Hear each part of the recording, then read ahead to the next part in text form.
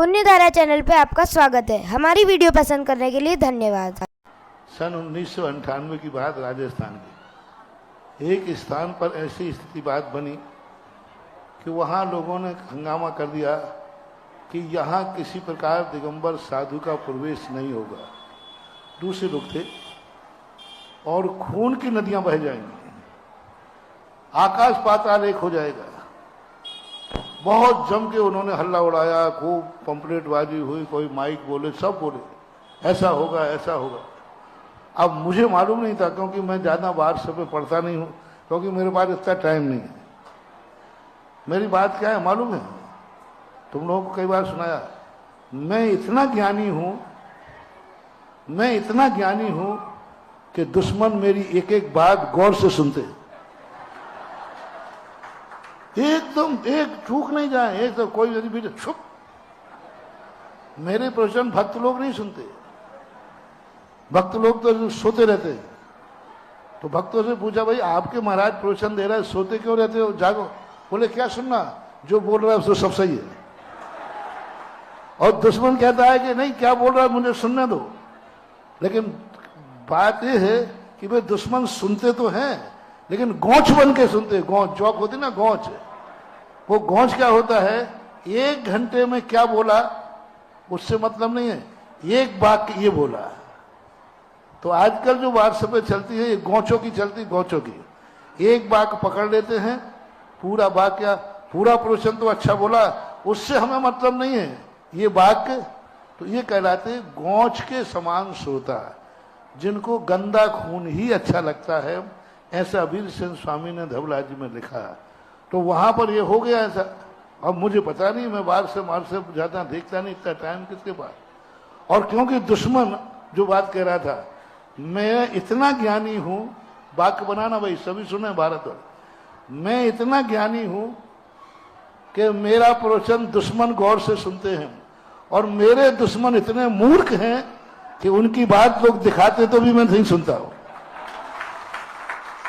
इतने मूर्ख है, मैं देखता ही नहीं। तो ऐसे मैंने किया नहीं। अब वहां पर एक कलेक्टर साहब थे, उनको जब पता चला कि ऐसा ऐसा वहां घोषणा हो गई है, और अपर कलेक्टर ने कहा कि साहब वहां तो खून की नदियां बह जाएंगी, ये घोषणा हो गई है, और कहा महाराज जी का यहां प्रवेश हो गया तो हंगामा हो जाएगा। तो कलेक्टर साहब मेरे नेचर को जानते थे, तो उन्होंने कहा कि ये बात महाराज तक तो नहीं पहुंच गई। थोड़े साहब अभी तो नहीं पहुंची। बोले पहुंचा मत देना, नहीं तो यदि वो नहीं जा रहे होते तो उन तक पहुंच गई कि यहां पर हमें रोक लगाई गई है और यहां खून की नदियां बहेंगी, तो फिर सुधा सागर को कोई वहां जाने से रोक नहीं सकता। तो कलेक्टर साहब ने कहा कि उससे कह दो कि वो खून की नदियों की तैयारी करे, और प्रशासन अपनी तैयारी कर रहा है। महाराज तो जहां जाना है वहां जाएंगे, वो जाएंगे या नहीं जाएंगे। कलेक्टर ने बोला, आप देखो, आप बुंदेलखंड में हमारी तूतू, अरे हमारी तूतू तो वहां कलेक्टर अजैन था, सिंगल साहब थे, उन्होंने कह दिया कि महाराज तो कहां जाएंगे हमें पता नहीं, लेकिन महाराज जहां जाएंगे आज तक कोई उनको रोकने वाला पैदा दुनिया में नहीं हुआ। और जब मैं वहां पहुंचा, पूरा गांव पुलिस की छावनी बन गया, और जैसे मैं पहुंचा उन्होंने घेर लिया। अरे मैंने कहा भैया मुझे क्यों घेर रहे सब लोग, इतनी पुलिस की क्या जरूरत पड़ी, इतनी पुलिस की जरूरत क्या पड़ी। तो उन्होंने कहा नहीं, आप तो सीधे चलो महाराज मंदिर जी में। बाद में पता चला कि मामला ये था। तो ये बातें जहां स्थितियां होती हैं, धर्म को लेकर चलो, ये धर्म का ध्वज है।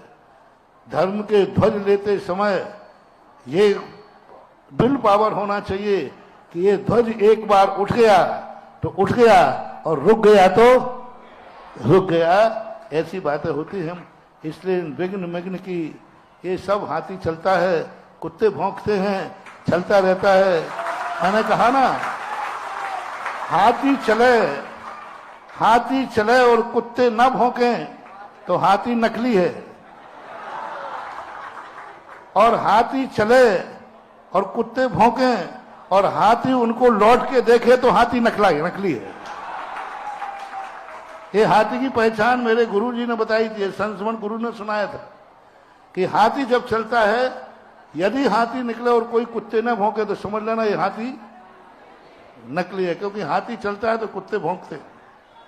और हाथी चले और कुत्ते भौंके और हाथी उनको लौट के देखे तो हाथी क्या है।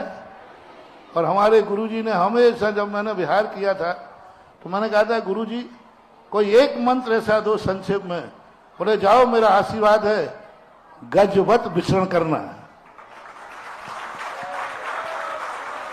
वो मंत्र मुझे आज भी, हाथी के समान विचरण करना, जाओ, तुम्हारे लिए सफलता हर कदम पर तुम्हारे सामने मिलेगी। और आज तक वो गुरु का मंत्र है, ये हाथी के समान विचरण कर रहा है, करता आया है। और भविष्य की आप बोल दो। ये तो महाराज श्री हर